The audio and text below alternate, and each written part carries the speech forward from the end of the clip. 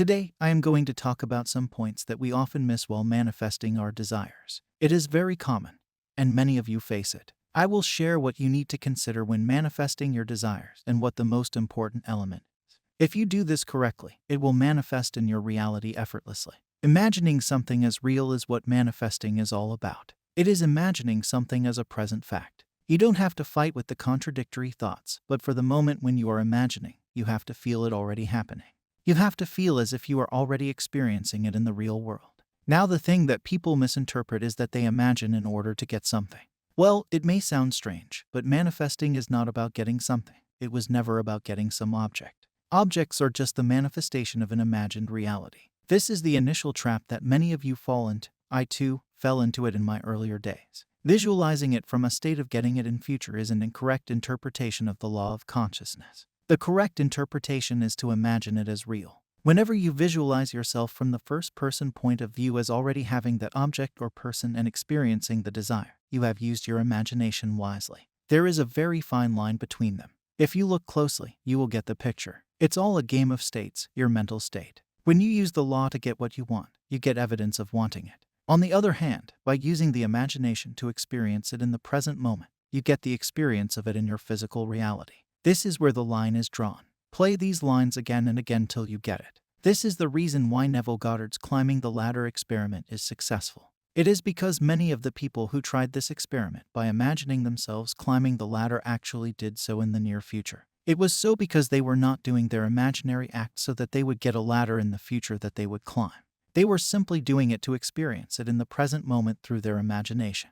They did not ask another whether they did it correctly or not, or they never complained and talked about their past stories, asking for solutions from another. If you are thinking from a place that if you will imagine, and then only your specific person will come into a relationship with you, then you are not on the correct path. You are mistaken. It is so because as soon as you begin your imaginary activity and come out of it, you will begin to have doubts about whether it worked, whether it is possible or whether they will contact you, when it will happen, and many other things. The fact that you are wondering when it will happen is the clearest indication that you are doing it incorrectly. The imaginary act you are doing is to impress your subconscious mind that it has already happened.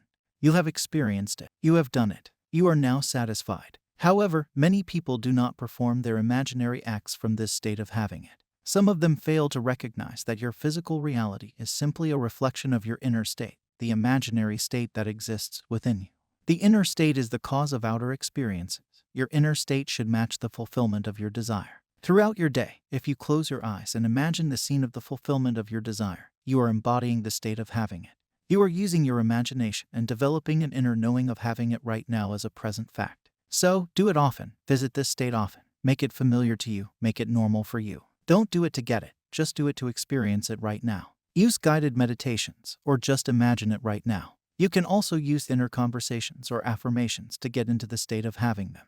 If your goal is to be in a relationship with a specific person, remind yourself that it is a true fact by having an inner conversation from this point of view. Affirm to yourself that I am in a happy, loving, committed relationship with my specific person. She takes care of me, and I am the only one she wants. We make plans to hang out on weekends. Her family loves and adores me. We are also planning to go on vacation. We often get the compliment that we are made for each other. If you look closely, you will notice that all of these statements imply that you are already in a relationship with your specific person, and you must continue to do so until you feel satisfied and relieved. The whole point is to imagine it in the present moment, not the other way around.